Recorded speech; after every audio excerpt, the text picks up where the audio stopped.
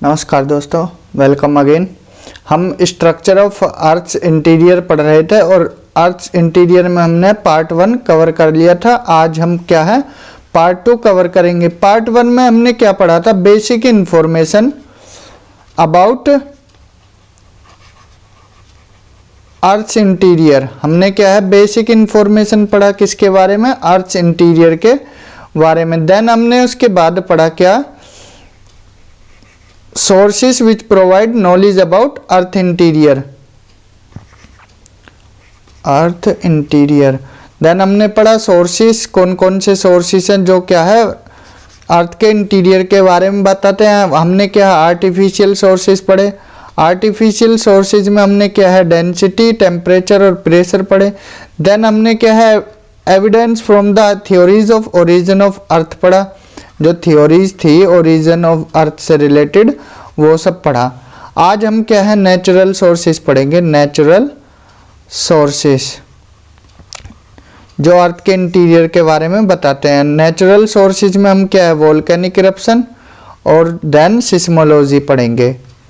Seismology. तो चलिए आज का लेक्चर हम स्टार्ट करते हैं। तो नेचुरल सोर्सेज में हम पहले क्या है वोल्केनिज्म पढ़ेंगे और देन इसके बाद सिस्मोलॉजी पढ़ेंगे। तो वोल्केनिज्म स्टार्ट करते हैं। वोल्केनिज्म में क्या है देखिए, अर्थ के इंटीरियर में हमने बताया था कि क्या है क्रस्ट होती है। क्रस्ट के अगर ये 35 किलोमीटर तक और 100 किलोमीटर तक क्या है लिथोस्फेयर है और 700 किलोमीटर तक क्या है एस्थेनोस्फेयर है। तो हमने बताया था कि यहाँ पर क्या है मैग्मा होता है। अब क्या है मैग्मा जब बाहर आया तो वो क्या है लावा बन जाता है। अंदर अगर अर्थ के इंटीरियर में है तो वो मैग्मा कहलाता है और बाहर आ जाता है तो लावा कहलाता है। तो ये याद रखना। तो जब लावा बाहर आ गया तो वो क्या है proves that a layer below earth surface at liquid state. तो ये प्रूव क्या करता है कि अर्थ के अंदर क्या है कोई ना कोई लेयर किस फॉर्म में है? लिक्विड फॉर्म में है। क्योंकि जो मैग्मा होता है वो कौन सी फॉर्म में होता है? लिक्विड फॉर्म में होता है। तो इससे पता लगता है कि अर्थ की जो लेयर है अंदर कोई ना कोई लेयर हमारी किस फॉर्म में है? लिक्विड लेयर है, मतलब लिक्विड फॉर्म में है। अब कौन सी है वो अभी पता लगेगा आगे। तो अगर हम but further down the mental, तो अगर मेंटल के नीचे जाएं तो क्लियर नहीं हो पाता है कि कौन सी लिक्विड है कौन सी सॉलिड है। तो लेकिन जैसे जैसे आप प्रेशर इंक्रीज करोगे रॉक्स का मेल्टिंग पॉइंट भी इंक्रीज होगा। देखिए ये है और ये लेयर है। अब आप क्या है प्रेशर इंक्रीज कर रहे हैं यहाँ पर प्रेशर, देन फिर क्या है प्रेशर इस पे लग रहा है।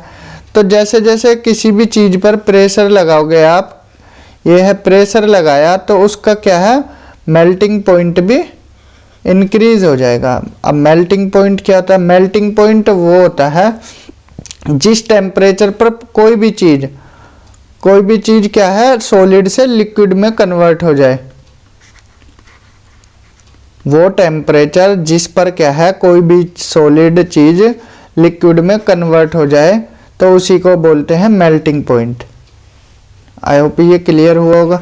तो जितना आप प्रेशर लगाओगे प्रेशर इंक्रीज करोगे मेल्टिंग पॉइंट भी उतना ही इंक्रीज होगा। तो फिर चीज़ों को मेल्ट होने में टाइम लगेगा। तो इससे क्या पता लगता है कि जो हमारे अर्थ का इनर पार्ट है वो क्या है मोल्टन स्टेट में पाया जाएगा।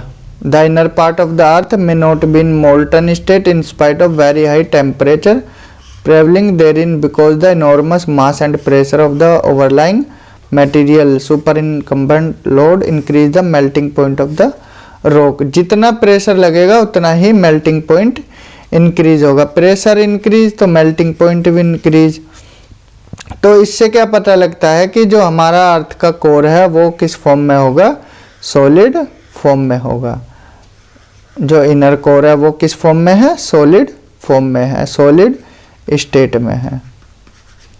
क्यों है सॉलिड स्टेट में? क्योंकि प्रेशर ज़्यादा लगेगा। तो प्रेशर ज़्यादा लगेगा तो मेल्टिंग पॉइंट भी इसका इंक्रीज होगा और चीज़ क्या है सॉलिड हो जाएगी।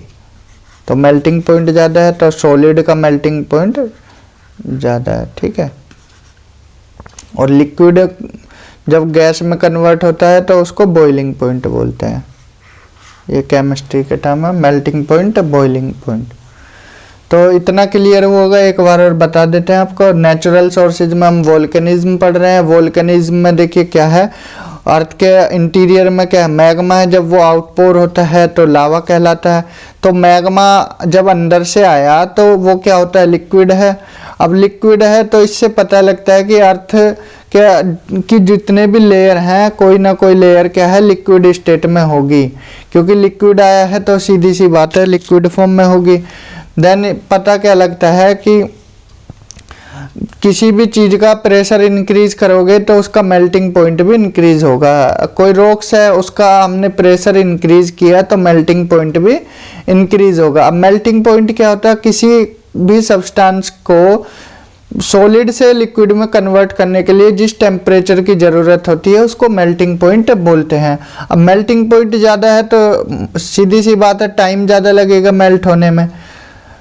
तो जो इनर पार्ट है अर्थ का वो क्या है, may not be in molten state. अगर ज़्यादा टेम्परेचर है तो वो क्या है, ज़्यादा टेम्परेचर होने की भी वजह से मोल्टन स्टेट में नहीं है। मोल्टन स्टेट मतलब लिक्विड फॉर्म में नहीं है, टेम्परेचर ज़्यादा होने के बावजूद भी। क्यों? क्योंकि प्रेशर ज़्यादा लग रहा है। जो सुपर इनकम्बेंट लोड है, जो उसके ऊपर प्रेशर लग रहा है ऊपर वाली लेयर्स का, तो उससे क्या है, मेल्टिंग पॉइंट इंक्रीज हो गया है रॉक्स का।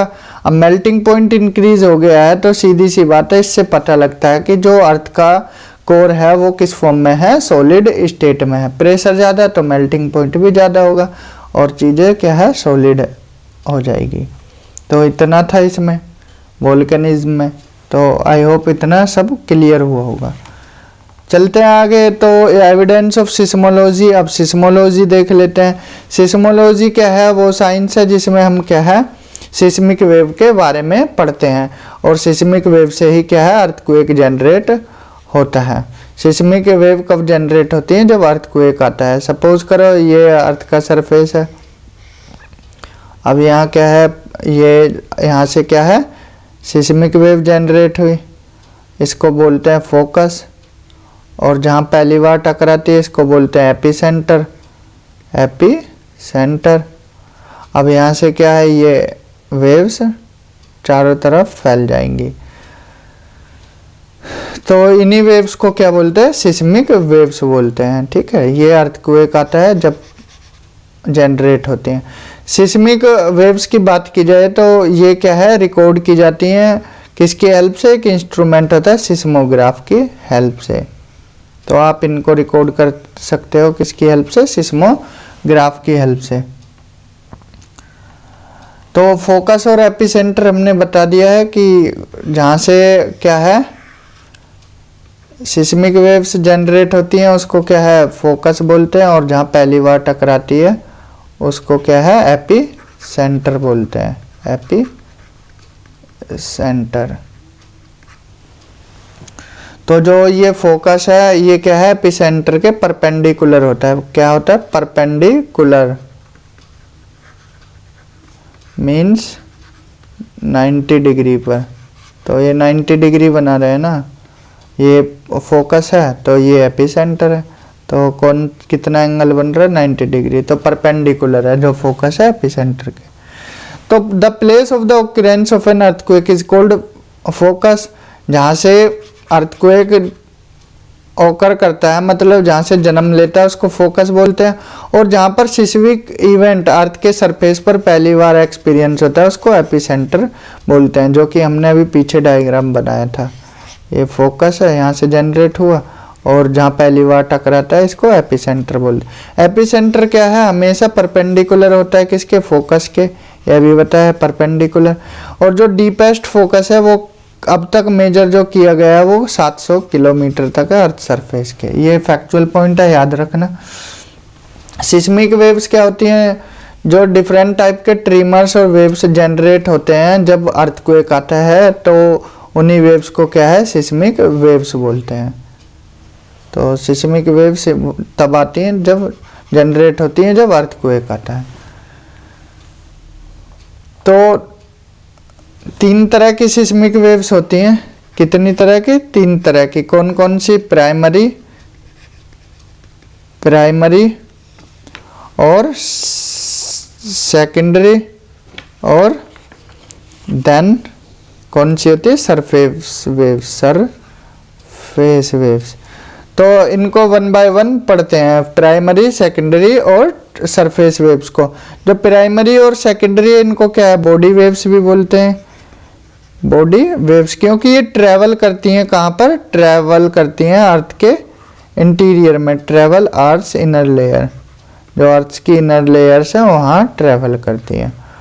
और जो ये सरफेस वेव है इसको क्या बोलते हैं? सरफेस वेव बोलते हैं, क्योंकि ये अंदर के साथ साथ कहाँ करती है? ये मूव करती है along the surface, move along the, generate तो अंदर होती है लेकिन मूव करती है सरफेस के अलोंग। इसको क्या है? एल वेव भी बोलते हैं। क्या बोलते हैं? L wave. तो इनको 1 बाय 1 पढ़ते हैं। प्राइमरी वेव्स को क्या है? लॉन्गिट्यूडनल वेव्स भी बोला जाता है और कंप्रेशनल वेव्स बोला जाता है।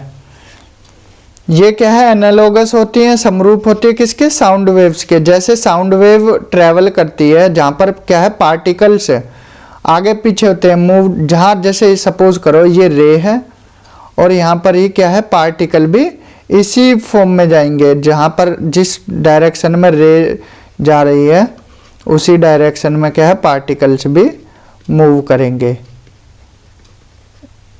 तो ये क्या है? इसीलिए इसको क्या है? कंप्रेशनल वेव्स या लॉन्गिट्यूडनल वेव्स भी बोलते हैं। तो पी वेव्स किसके एनालोगस होती है? साउंड वेव के। याद रखना, जैसे साउंड वेव ट्रैवल करती है ऐसे ही क्या है? पी वेव्स करती है। जो पार्टिकल्स हैं मूव करते हैं टू एंड फ्रो, मीन्स आगे और पीछे, in the line of propagation of low, जैसे प्रोपोगेशन ऑफ द रे, जैसे रे क्या है? आगे चल रही है ऐसे ही पार्टिकल भी चलेंगे। ठीक है, कंप्रेशन उसको बोलते हैं जहाँ क्या है? पार्टिकल्स पास होते हैं, और एक्सपेंशन जहाँ पार्टिकल्स दूर दूर होते हैं। कंप्रेशन किसको बोलते हैं? पार्टिकल्स आर क्लोजेस्ट टूगेदर, जहाँ पार्टिकल्स क्या है? पास है, और एक्सपेंशन में पार्टिकल्स दूर दूर है। तो पी वेव्स क्या है? देखिए ये पी वेव्स है, यहाँ जनरेट हुई पी वेव्स ट्रैवल करती है तीनों मीडियम में, मीन्स सॉलिड और लिक्विड में, क्योंकि अर्थ गैस में तो है नहीं, तो सॉलिड और लिक्विड में यहाँ पर क्या है? ट्रैवल की। तो यहाँ पर जाकर ये क्या है? अपने जो भी है ये मूव, यहाँ क्या है? रिफ्लेक्ट हो जाती है। ये क्या है? रिफ्रैक्टेड, मतलब यहाँ से डायरेक्शन बदल गई। तो डायरेक्शन बदली है, तो इससे क्या पता लगता है कि इस जो पी वेव्स की स्पीड है, पी वेव्स की स्पीड है कहाँ पर ज़्यादा है? सॉलिड मीडियम में तो ज़्यादा है, और लिक्विड में स्पीड इसकी क्या हो जाती है? कम हो जाती है। Speed as compare to solid, इसकी स्पीड क्या हो जाती है? कम। तो पी वेव्स ट्रैवल करती है फास्टेस्ट स्पीड से कहाँ? सॉलिड मटेरियल्स में। लिक्विड में ट्रैवल तो करती है लेकिन इसकी स्पीड क्या हो जाती है? डाउन हो जाती है। तो यहाँ पर क्या है? ये चेंज हो गई इसकी डायरेक्शन, तो यहाँ पर क्या है? शैडो जोन बना देती है। शैडो जोन कभी कभी डायरेक्टली पूछ भी लिया जाता है, या स्टेटमेंट नेट JRF वगैरह में या फिर हायर में स्टेटमेंट दे के पूछ लिया जाता है कि पी शैडो जोन कितने डिग्री से कितने डिग्री तक है। तो 105 डिग्री से लेकर 145 डिग्री तक है, ये याद रख लेना। 105 से लेकर 145 तक किसका शैडो जोन? पी वेव्स का। यहाँ पर पी वेव्स ट्रैवल नहीं कर पाती, P waves does not travel, यहाँ पर पी वेव्स ट्रैवल नहीं कर पाती हैं, डज नॉट ट्रैवल। ठीक है, तो यहाँ पर नो डायरेक्ट पी वेव्स होती हैं। तो 145 से लेकर 105 से लेकर 145 तक, मीन्स 40 डिग्री का ये क्या है? शैडो जोन है। तो इतना क्लियर हुआ होगा आपका। तो पी शैडो जोन याद रखना। तो पी वेव्स कहाँ ट्रेवल करती हैं, ये भी बताया। ये फास्टेस्ट स्पीड से ट्रेवल करती है कहाँ, सॉलिड मटेरियल्स में। लिक्विड में ट्रेवल तो करती है, पास तो करती है, लेकिन इनकी स्पीड स्लो डाउन हो जाती है। सॉलिड में स्पीड ज़्यादा होती है, लिक्विड में कम होती है एज कंपेयर टू सॉलिड। अगर बात करें इंटेंसिटी की, इंटेंसिटी और वेलोसिटी की, जो पी वेव्स की इंटेंसिटी और वेलोसिटी है वो डायरेक्टली प्रोपोर्शनल होती है किसके, डेंसिटी के। देखिए अभी हमने बताया था कि सॉलिड में इसकी स्पीड क्या होती है, सॉलिड में ज़्यादा होती है as compare to liquid. Liquid में क्या हो जाती है, थोड़ा कम हो जाती है एज कंपेयर टू सॉलिड। तो डेंसिटी की बात की जाए, सॉलिड की डेंसिटी ज़्यादा होती है या लिक्विड की ज़्यादा होती है, तो सॉलिड की डेंसिटी ज़्यादा होती है। तो सॉलिड की डेंसिटी ज़्यादा होगी तो इंटेंसिटी और वेलोसिटी भी कहाँ पर ज़्यादा होगी, सॉलिड में होगी। तो ये क्या है, डायरेक्टली प्रोपोर्शनल होता है किसके, डेंसिटी के। Intensity and velocity of P waves, ये डायरेक्टली प्रोपोर्शनल है डेंसिटी के। इतना क्लियर। और जो पी वेव्स होती है, intensity and velocity of P waves क्या होती है, इनवर्सली प्रोपोर्शनल होती है किसके, कंप्रेसिबिलिटी के। अब ये क्या होता है कंप्रेसिबिलिटी, तो कंप्रेसिबिलिटी क्या होता है, देखिए सिंपल शब्दों में, बिल्कुल सिंपल शब्दों में बताएंगे, rate of change of volume with pressure. अब सपोज करो आपके पास कोई चीज है, ये चीज है आपके पास, तो इस पर प्रेशर लगाया, प्रेशर लगाया आपने बाहर से, तो इसका वॉल्यूम क्या है, कम हो जाएगा। प्रेशर से दबेगी दबेगी तो इसका वॉल्यूम क्या है, कम हो जाएगा। अब तो इसी को क्या बोलते हैं, कंप्रेसिबिलिटी बोलते हैं। कितना आप कंप्रेस कर सकते हो। आप बैलून है, बैलून को आप दबाओगे तो वो कंप्रेस ही तो हो रहा है, तो उसका वॉल्यूम क्या है, कम हो जाएगा। जैसे जितना प्रेशर लगाओगे उतना वॉल्यूम कम होगा, एक हद तक आके वो फूट भी जाता। या कोई गेंद है, बॉल है, टेनिस बॉल या रबड़ की बॉल है, आप उसको प्रेशर लगाओगे बाहर से तो उसका वॉल्यूम कम होगा। तो वॉल्यूम, यही इसी को क्या बोलते हैं, कंप्रेसिबिलिटी बोलते हैं। तो कंप्रेसिबिलिटी क्या होता है, ये इंटेंसिटी एंड वेलोसिटी जो होती है पी वेव्स की, तो वो इनवर्सली प्रोपोर्शनल होती है कंप्रेसिबिलिटी के। अब इसको कैसे कम होती है, देखिए आपके पास क्या है, सॉलिड चीज है, आपके पास कोई सॉलिड चीज है, ये क्या है, कोई बॉक्स है, मेटेलिक बॉक्स। अब इस पर प्रेशर लगा रहे हो तो ये कंप्रेस तो हुआ नहीं। अब कंप्रेस नहीं हुआ तो सीधी सी बात है इसकी कंप्रेसिबिलिटी क्या होगी, कम होगी। कंप्रेसिबिलिटी सॉलिड की बिलिटी कम होगी सॉलिड की। अब कंप्रेसिबिलिटी कम है तो intensity and velocity of P waves ज़्यादा होगी क्योंकि इनवर्सली प्रोपोर्शनल है। तो सॉलिड, सीधी सी बात होगी, तो सॉलिड में ज़्यादा होगी intensity and velocity of P waves. अब सपोज कीजिए ये क्या है, बैलून है या टेनिस बॉल है, यहाँ पर प्रेशर लगाया, तो प्रेशर लगाया तो वॉल्यूम कम हो जाएगा। कंप्रेसिबिलिटी यहाँ क्या है, कंप्रेसिबिलिटी, यहाँ कंप्रेसिबिलिटी ज़्यादा है, बिलिटी ज़्यादा है, तो यहाँ पर इंटेंसिटी और वेलोसिटी पी वेव्स की कम होगी क्योंकि इनवर्सली प्रोपोर्शनल है। आई होप ये चीज़ें समझ आई होंगी। ये थोड़ा केमिस्ट्री के टर्म्स है लेकिन हमने यहाँ क्लियर करने की पूरी कोशिश की है, तो ये आपको क्लियर हुआ होगा कंप्रेसिबिलिटी और डेंसिटी। तो इंटेंसिटी और वेलोसिटी पी वेव्स की डायरेक्टली प्रोपोर्शनल होती है डेंसिटी के और इनवर्सली प्रोपोर्शनल होती है कंप्रेसिबिलिटी के। ठीक है, तो पी वेव्स जो है सडन चेंज होता है। कैसे होता है, अगर ये मूव करती है सॉलिड से लिक्विड मीडियम में, सॉलिड से लिक्विड मीडियम में, तो डिक्लाइन होती है। ये क्या है, डिक्लाइन होती है। यहाँ पर स्पीड तेज है, स्पीड तेज है, और जैसे लिक्विड में आएगी तो इसकी स्पीड क्या है, कम हो जाएगी। लेकिन लिक्विड से सॉलिड में जा रही है तो ये क्या है, तेजी से मूव करेगी। यहाँ पहले स्लो स्लो थी, अब सॉलिड में आई तो तेजी से मूव करेगी। क्लियर। तो इससे हमें क्या पता लगता है कि पी वेव्स की जो स्पीड है सॉलिड में ज़्यादा है, लिक्विड में कम है। तो इतना क्लियर पी वेव्स के बारे में। तो अब देखते हैं सेकेंडरी वेव्स के बारे में। तो सेकेंडरी वेव्स को क्या है, ट्रांसवर्स वेव्स भी बोलते हैं या डिस्टोर्शनल वेव्स बोलते हैं। ट्रांसवर्स का मतलब होता है आड़ा तिरछा, आड़ा। तो ये सीधा ना होकर कैसा है, आड़ा तिरछा है, मीन्स सिचुएटेड और लाइंग अक्रॉस, ठीक है, बोला आड़ा तिरछा है ये। तो ये इसीलिए इसको ट्रांसवर्स और डिस्टोर्शनल वेव्स बोलते हैं, क्योंकि ये जो रेज आ रही है इसके पार्टिकल्स यहाँ पर रे की डायरेक्शन में न जाकर क्या है 90 डिग्री का एंगल बनाते हैं। देखिए ये 90 डिग्री का एंगल है ना, तो 90 डिग्री का एंगल बना रहे हैं। तो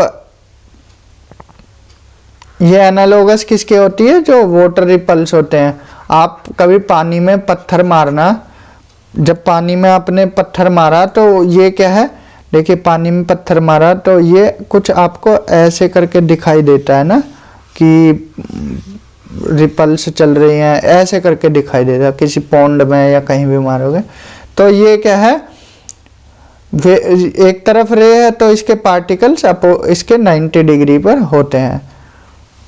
और ये एनालोगस किसके होती है, वाटर रिपल्स और लाइट वेव्स के, लाइट वेव्स के। जो हमारी पी वेव्स थी वो किसके एनालोगस थी, साउंड वेव्स के। तो यहाँ पर पार्टिकल्स क्या है 90 डिग्री पर है, ये रे है और इसके कितने 90 डिग्री पर है ये पार्टिकल्स, क्लियर। एस वेव्स पास नहीं करती कहाँ पर, लिक्विड मटेरियल्स में ये पास नहीं करती है। ये कहाँ पास करती है, सॉलिड मटेरियल्स में। कौन, एस वेव्स। ये इंपॉर्टेंट पॉइंट है, इंपॉर्टेंट पॉइंट है, पूछ लेते हैं। ये एस वेव है जनरेट हुई, ये क्या है, जहाँ सॉलिड है वहाँ तो ये क्या है मूव की, लेकिन लिक्विड मीडियम में ये ट्रैवल नहीं कर पाती है। तो ये क्या है, एस शैडो जोन है, 105 डिग्री के बाद ये क्या है, एस शैडो जोन है। तो इससे पता लगता है जो हमारा कोर है वो किस में है, लिक्विड मीडियम में है। जो हमारा कोर है किस में है, लिक्विड मीडियम में। एस वेव से हमें पता क्या लगता है, अगर एस वेव ट्रैवल नहीं करेगी कहाँ पर, लिक्विड मीडियम में, अब यहाँ ट्रैवल नहीं कर रही है कोर में, तो इससे पता लगता है कि कोर हमारा लिक्विड मीडियम में है। जो आउटर कोर है वो किस में है, आउटर कोर वो लिक्विड मीडियम में है, क्लियर। तो एस शैडो जोन की बात की जाए तो 105 डिग्री के बाद एस शैडो जोन होता है, 105 डिग्री के बाद। यहाँ पर एस वेव्स रिसीव नहीं होती हैं, ठीक है, no direct S wave received है, यहाँ एस वेव्स नहीं आ पाती हैं। तो एस वेव्स ये बताया एनालोगस होती हैं वाटर रिपल्स के और लाइट वेव्स के। जो पार्टिकल्स मूव करते हैं 90 डिग्री एंगल पे, जो रे का 90 डिग्री है, ये रे है, पार्टिकल्स 90 डिग्री पर मूव करते हैं, क्लियर। तो एस वेव्स क्या है, डायरेक्टली प्रोपोर्शनल होते हैं किसके, डेंसिटी के। एस वेव्स कहाँ तेजी से जाएगी, लिक्विड में तो नहीं जाती। अब कहाँ स्पीड तेज होगी, जहाँ पर डेंसिटी ज़्यादा होगी। तो डेंसिटी ज़्यादा तो एस वेव्स की स्पीड वहाँ ज़्यादा होगी। और एस वेव्स की स्पीड कहाँ ज़्यादा होगी, जहाँ रिजिडिटी भी ज़्यादा होगी। जो रिजिड वहाँ पर एस वेव्स की स्पीड ज़्यादा होगी, ठीक है। जो कठोर चीज़ वहाँ पर एस वेव्स तेज़ी से गुजरेगी। तो एस वेव की मदद से जो सिस्मोलॉजिस्ट हैं उन्होंने ये पता लगाया कि अर्थ का आउटर कोर क्या है, लिक्विड मीडियम में। ये important, very very important point है, क्लियर। तो यहाँ हमने क्या है, एस वेव्स और पी वेव्स और एस वेव्स क्लियर किया है। तो अब कौन सी आती है, सरफेस वेव्स। इसको क्या है, एल वेव भी बोलते हैं सिंपल शब्दों में, और या लॉन्ग पीरियड वेव्स भी बोलते हैं, लॉन्ग पीरियड वेव्स। तो एल वेव्स या सरफेस वेव्स क्या है, इसको एल वेव्स बोलेंगे शॉर्ट में। एल वेव्स या सरफेस वेव्स क्या होती है, रेस्पॉन्सिबल होती हैं। जो हमारा अर्थ है ये जब वाइब्रेट होती है मीन्स जब भूकंप आता है तो यही वेव्स रेस्पॉन्सिबल होती हैं भूकंप के। यहाँ से जनरेट हुई, यहाँ हमारी अर्थ पे टकराए, और जहाँ पर टकराती हैं वहाँ पर क्या है, जैसे जैसे टकराई इसकी स्पीड, यहाँ टकराई तो इस यहाँ पर क्या है स्पीड तेजी से आई, अब इसके बाद डाउन हो जाएगी इसकी स्पीड, जैसे जैसे दूर दूर जाएगी तो स्पीड कम होती चली जाएगी। तो ऐसे वेव रेस्पॉन्सिबल होती हैं shaking of ground and vibration of the earth, जो हिलती है कंपन होती है अर्थ सरफेस में वो इसी की वजह से होती है। These waves cover longest distance of all seismic waves, सबसे ज़्यादा डिस्टेंस कवर करती है। ये क्या है, though their speed is lower than P and S waves but these are most violent and destructive. ये वायलेंट और डिस्ट्रक्टिव क्यों है, क्योंकि ये अर्थ सरफेस पे आती हैं, अर्थ सरफेस पे, तो इस वजह से ये क्या है वायलेंट और डिस्ट्रक्टिव है, लेकिन इसकी स्पीड प्योर वेव से कम होती है। देखिए ये फोकस है और ये एपिसेंटर है, ये दोनों चीज़ें याद रखना। फोकस जहाँ जनरेट होती है वो फोकस, और जहाँ पहली बार टकराती है वेव वो एपिसेंटर। तो जैसे जैसे सरफेस वेव्स मूव करेगी एपिसेंटर्स के अवे जाएगी, ये एपिसेंटर इसके अवे जाएगी, तो इसकी क्या है एनर्जी और एम्पलीट्यूड डिक्रीज हो जाएगा। अब सपोज करो भूकंप के झटके क्या है, जैसे ये एस वेव्स है यहाँ ज़्यादा है, तो जो सेंटर होता है ना भूकंप का वहाँ तेजी से आता है रिएक्टर स्केल, तेज रिएक्टर स्केल पर, लेकिन जैसे जैसे दूर जाता है तो उसकी जो एम्पलीट्यूड है और एनर्जी है वो कम हो जाती है। ठीक है, तो यही है। जैसे सपोज करो नेपाल में क्या है 7.6 रिएक्टर स्केल का भूकंप और यहाँ पर क्या है 5.5 हो गया, तो इसकी स्पीड एनर्जी और एम्पलीट्यूड कम हो गया। क्लियर। तो सरफेस वेव्स क्या है अफेक्ट करती हैं किसको, सरफेस ऑफ द अर्थ को, क्योंकि जब सरफेस पे आती हैं तो अफेक्ट सरफेस को ही करेंगी। और सरफेस वेव्स क्या है, ये इंपॉर्टेंट पॉइंट है, ये क्या है ऑल मीडियम में पास करती है, ट्रैवल कर सकती हैं किस में, ऑल मीडियम में, सॉलिड लिक्विड और गैस तीनों में, सॉलिड लिक्विड और गैस तीनों में। और जो हमारी एस वेव्स थी सेकेंडरी वेव्स वो लिक्विड मीडियम में ट्रांसफर नहीं कर सकती थी, ट्रैवल नहीं कर सकती थी। तो surface waves cover longest distance of all, सबसे ज़्यादा लॉन्गेस्ट डिस्टेंस कवर करती हैं क्योंकि ये सरफेस पर होती हैं, तो यहाँ पर लॉन्गेस्ट डिस्टेंस कवर करती हैं। ये इम्पोर्टेंट पॉइंट है, ठीक है, याद रखना। तो आज के लेक्चर में हमने क्या पढ़ा है, हमने पढ़ा वोल्केनिसिटी, और देन हमने क्या है सिस्मोलॉजी, सिस्मोलॉजी में हमने क्या है सिस्मिक वेव्स पढ़ा। सिस्मिक वेव्स हमने 3 तरह की पढ़ी, सिस्मिक वेव्स, पी वेव्स पढ़ी हमने, P waves, primary waves, secondary waves पढ़ी, और फिर हमने last one is surface waves, surface waves या एल वेव्स। तो इससे क्या पता लगता है, जो हमने एस वेव्स पढ़ी थी तो वो क्या लिक्विड मीडियम में ट्रैवल नहीं कर रही थी ना, लिक्विड मीडियम में ट्रैवल नहीं कर सकती थी, कौन, एस वेव्स लिक्विड में ट्रैवल नहीं कर रही थी। तो इससे पता लगता है जो हमारा आउटर कोर था वो किस मीडियम में है, आउटर कोर लिक्विड मीडियम में है।